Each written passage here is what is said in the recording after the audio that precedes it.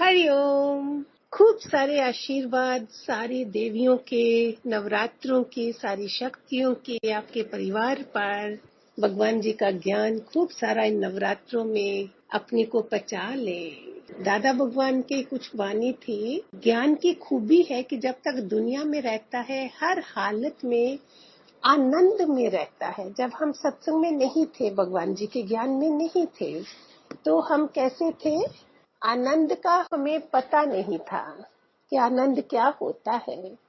जो बाहरी आनंद है उसके बाद हमें असली आनंद का पता चला। अभी हम नवरात्रों में जैसे राम राज्य हो, राम राज्य में ज्ञानी रहता है, अज्ञानी किस राज्य में रहता है? अपने घर को तीर्थ नहीं बनाता है। भगवान जी बोलते थे अपने घर को मंदिर बनाओ, तीर्थ बनाओ। तीर्थ कैसे बनेगा घर? गुरु मिलने के बाद हर घर में राम राज्य हो जाता है, क्योंकि एक भी बल्ब जग जाता है। एक जना सत्संग में आता है, गुरु उसके पूरे परिवार को सात्विक राम राज्य निकलवा देता है उनके घर में। विवेक और विचार मनुष्य को जन्म का हक मिला हुआ है।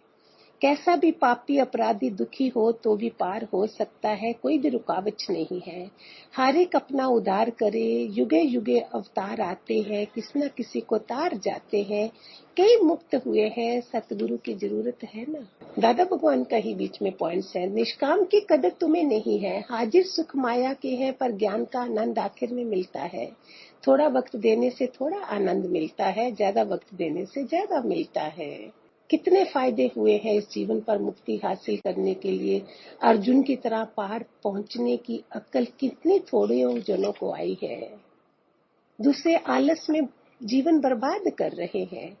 ज्ञान इतना सरल है, पर फकीर, बाबा, ब्राह्मण, मौलवियों ने माया के मोह में फंसकर कठिन कर दिया है। सबको माया चाहिए। कृष्ण ने कहा है, उत्तर प्रश्न करने के सिवाय ज्ञान अंदर में नहीं बैठेगा। शर्म ज्ञान में शोभा नहीं देती, शर्म ज्ञान में शोभा नहीं देती। इसलिए सत्संग में बोलते हिम्मत है तो सबके सामने बोलो, वासुदेव सरव, द्वैत के सब काम छोड़ दो, कस नहीं खाओ, एकदम आत्मा में लीन हो जाओ। तुम सीख कर समझ कर फिर औरों को तारो। हमेशा भगत और गुलाम होकर नहीं रहो। आजादगी का ज्ञान है। Man is a man when he is free. अज्ञान में फंस गए हैं। अज्ञान में इतने सुंदर घर सब बनाए, लेकिन घर को तीर्थ नहीं बनाया। भगवान जी ने सबके घर मंदिर राम राज्य वाले बना दिए। कितनी शुद्धता ला दी है सबके घरों में। कितनी मौन में हो गए हैं सारे। किसी के घरों में लड़ाई झगड़े नहीं है, अभी सब शांत हो गए हैं।